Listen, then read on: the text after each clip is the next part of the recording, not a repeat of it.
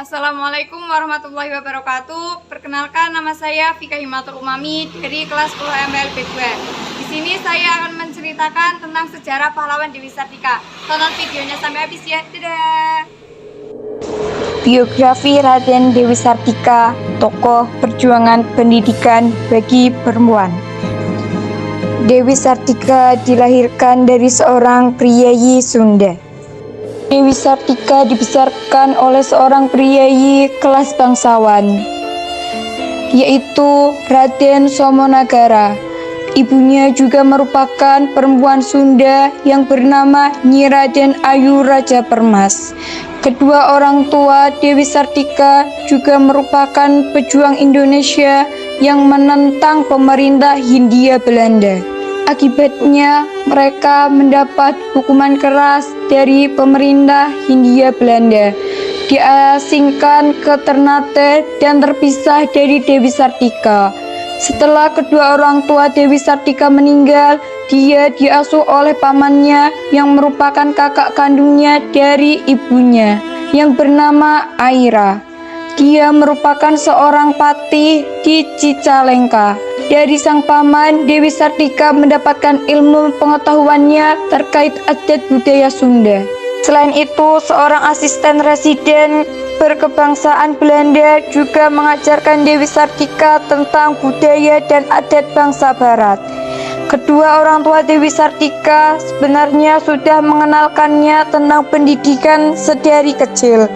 Meskipun hal tersebut bertentangan bagi seorang perempuan, Dewi Sartika juga menggenggam pendidikan sekolah dasar di Cicalengka. Minat Dewi Sartika terhadap dunia pendidikan sudah terlihat sejak masih anak-anak. Dia seringkali bermain guru-guruan dengan anak seusianya. Karena mahir membaca dan menulis, Dewi Sartika sering berperan sebagai guru. Dia mengaplikasikan kemampuannya dengan mengajarkan anak-anak di sekitarnya, khususnya anak perempuan pribumi.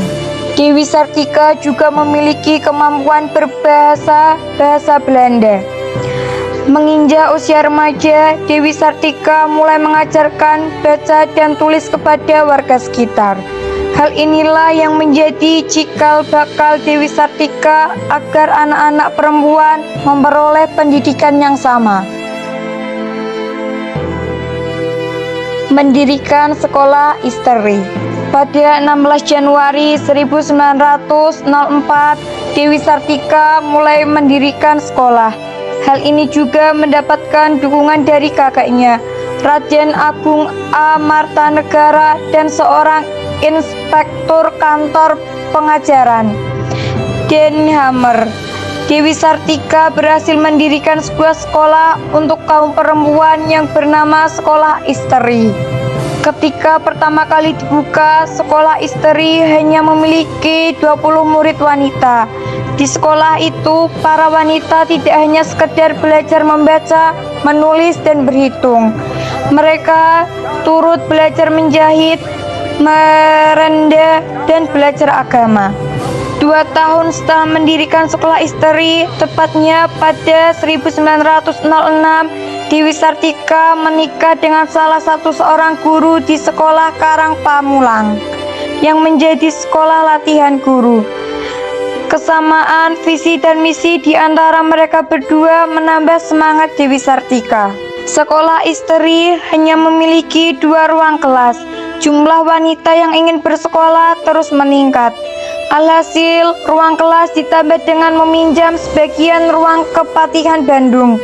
Namun, masyarakat yang mendaftar terus bertambah setiap harinya. Karena ruang Kepatihan Bandung yang telah dipinjam sudah tidak cukup lagi, sekolah dipindahkan. Perpindahan tempat turut mengubah nama sekolah menjadi Sekolah Keutamaan Istri. Sejalan dengan kepindahan sekolah pada tahun 1910, Sekolah Keutamaan Istri resmi dibuka di gedung yang lebih luas. Banyak wanita-wanita Sunda yang mengikuti langkah Dewi Sartika mendirikan sekolah. Sekolah Keutamaan Istri yang telah dibuka memiliki beberapa perbedaan dari sebelumnya.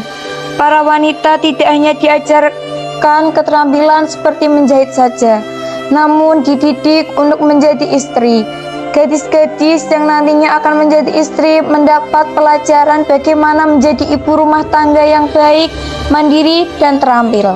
2 tahun setelah perpindahan sekolah keutamaan istri, perempuan-perempuan di tanah Sunda yang memiliki cita-cita yang sama dengan Dewi Sartika mulai berani mendirikan sekolah-sekolah untuk perempuan. Hingga tahun 1912, jumlah sekolah istri mencapai 9 sekolah. Tidak hanya itu, banyaknya sekolah perempuan di Sunda memunculkan kembali ide untuk mendirikan organisasi tahun 1913. Berdiri organisasi keutamaan istri yang telah bertujuan untuk menaungi sekolah-sekolah yang telah didirikan di Tasikmalaya. Organisasi ini sengaja dibentuk guna menyatukan sistem pembelajaran dari sekolah-sekolah yang telah dibangun Dewi Sartika. Turut banting tulang membayar pengeluaran operasional sekolah. Sekolah Keutamaan Istri kembali berubah nama menjadi Sekolah Keutamaan Perempuan. Pada masa itu, seperempat wilayah Jawa Barat telah berdiri Sekolah Keutamaan Perempuan. Seorang wanita bernama Encik Rahma Saleh terinspirasi oleh Dewi Sartika. Dia juga mendirikan sekolah di wilayah Bukit Tinggi. Pada tahun 1929, Sekolah Keutamaan Perempuan berubah nama menjadi Sekolah Raden Dewi. Bahkan pemerintah Hindia Belanda memberikan apresiasi dengan membangunkan sebuah gedung sekolah yang baru yang lebih besar dari sebelumnya. Dewi Sartika juga ikut banting tulang untuk membayar pengeluaran operasional sekolah. Dia tak pernah mengeluh dan merasa terobati saat melihat kaumnya bisa memperoleh pendidikan. Mendapat gelar pahlawan setelah 19 tahun meninggal. Dewi Sartika hidup bersama warga dan berjuang di Sunda saat memasuki usia senja. Pada tahun 1947, Belanda kembali melakukan serangan agresi militer. Dewi Sartika bersama seluruh rakyat pribumi dan pejuang lainnya ikut melawan untuk membela tanah air negara. Seluruh penduduk kemudian mengungsi untuk mempertahankan Indonesia. Saat berada di pengungsian pada 11 September tahun 1947, Dewi Sartika mengembuskan napas terakhirnya di Tasikmalaya. Karena masih dalam situasi perang, pemakaman dan upacara dilakukan secara sederhana. Pemakaman Cigadon yang ada di Desa Rahayu, Kecamatan Cinam, adalah makam dari Dewi Sartika. Usai perang agresi militer sekitar tahun 1950, makam Dewi Sartika dipindahkan ke kompleks pemakaman Bupati Bandung di Jalan Karanganyar, Bandung, sesuai SK Presiden RI nomor 152 tahun 1966. Dewi Sartika mendapat penghargaan sebagai pahlawan nasional. Tepatnya pada tanggal 1 Desember 1966, saat itu juga Sekolah Keutamaan Istri berusia 35 tahun dan mendapatkan gelar Order van Order Nassau.